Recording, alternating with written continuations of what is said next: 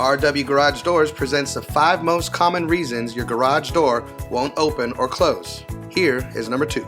Safety sensors. Any garage door made after 1993 has a safety sensor called photo eye or safety eye sensors. These sensors will not allow the garage door to close if anything obstructs its path.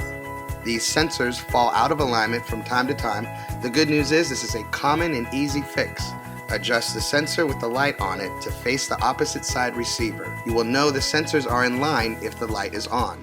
When it is off, the sensors are not correctly aligned and or have something obstructing their path. If you cannot get the safety sensors aligned properly, call your local garage door company for a quick service call.